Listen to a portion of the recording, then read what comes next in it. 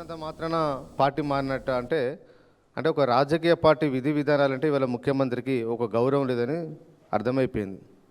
అంటే రాజ్యాంగాన్ని రక్షిస్తాం, రాజ్యాంగబద్ధంగా మేము పరిపాలిస్తామని చెప్పి ఎన్నికల ముందు రాహుల్ గాంధీ గారు తెలంగాణలో ఒక బైబిల్ అయితే ఎట్లయితే ఒక పాస్టర్ పట్టుకొని తిరుగుతారో అట్లా ఎన్నికల్లో రాహుల్ గాంధీ గారు తిరిగారు.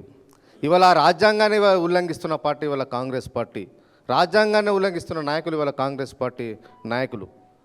ఇవాళ బీఆర్ఎస్ పార్టీ ఎమ్మెల్యే గెలిచిన దానం నాగేందర్ గారికి కాంగ్రెస్ పార్టీ బీఫామ్ ఇచ్చినప్పుడే ఆ పార్టీ నాయకులకు సిగ్గుండాలి. ఒక పార్టీ ఎమ్మెల్యేగా రాజీనామా చేయకుండా నేను బీఫామ్ ఇస్తానే ఉద్దేశం ఇవాళ రాహుల్ గాంధీకి లేరు, ఇచ్చినానికి లేదు, తీసుకున్నానికి లేదు. ఇవాళ బట్టినే ఇవాళ కండోలు మార్చడం, ఈయన దేవుని గుళ్ళే కండోలు కప్పుకున్నట్టు ఇదేమన్నా. ఇవాళ తెలంగాణకు ఒక ట్రంప్లాగా వివరిస్తుండే ఇవాళ ముఖ్యమంత్రి రేవంత్ రెడ్డి గారు. ట్రంప్ మీద ఎన్నో ఆశలు పెట్టుకుని అమెరికాలో ట్రంప్కు ఓటేస్తే ఇవాళ అమెరికా అతలకుతలం అవుతుంది. అట్లనే ఇవాళ తెలంగాణలో కూడా తెలంగాణ ప్రజలు రేవంత్ రెడ్డి గారికి ఓటేసి ఒక ట్రంప్ లాంటి వ్యక్తికి ఓటేస్తామని చెప్పి బాధపడుతూ ఉన్నారు. నీ నిర్ణయం వల్ల తెలంగాణలో అభివృద్ధి ఆగిపోయింది. హైడ్రా తీసుకొచ్చి బిల్డింగ్లు ఊలవుతా అంటే పారిశ్రామికవేత్తలు తెలంగాణలో పెట్టుబడులు పెట్టాలంటే భయపడి ఎవరు కూడా రావట్లేదు. ఇక్కడికి వచ్చిన కంపెనీలు అన్నీ వైండ్ అప్ చేసుకునే పరిస్థితి తెలంగాణలో కనిపిస్తున్నది.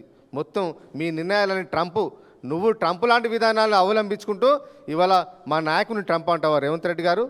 కేసీఆర్ గారికి క్షమాపణ చెప్పాలి. తెలంగాణ ప్రజలు ప్రతిరోజు బాధపడుతున్నారు, ఎందుకు మేము రేవంత్ రెడ్డి గారికి ఓటేసినామని చెప్పి.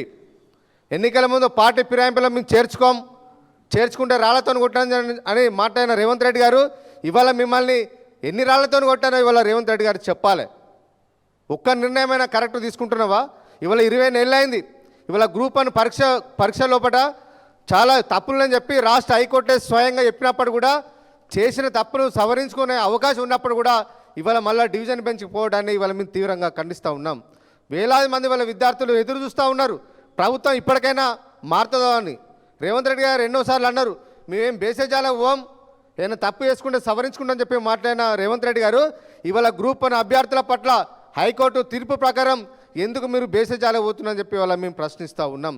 మీరు హైకోర్టు చాలా స్పష్టంగా చెప్పింది, రివాల్యుయేషన్ అనేది చేయండి, చేసే పరిస్థితి లేకపోతే రీ ఎగ్జామ్ అన్న కండక్ట్ చేయమని హైకోర్టు చాలా స్పష్టంగా చెప్పినప్పుడు కూడా కావాలని చెప్పి మళ్ళీ డివిజన్ బెంచ్కి పోతున్నారు. చాలామంది తెలంగాణ విద్యార్థులు అందరూ చాలా ఆగ్రహంతో ఉన్నారు. దమ్ముంటే మీరు ఎన్నికలు పెట్టండి, మీరు మీ ట్రంప్ లాంటి విధానాలను తిప్పికొట్టడానికి తెలంగాణ ప్రజలు సిద్ధంగా ఉన్నారని చెప్పి ఈ సందర్భంగా తెలియజేస్తూ ఉన్నా. జై తెలంగాణ.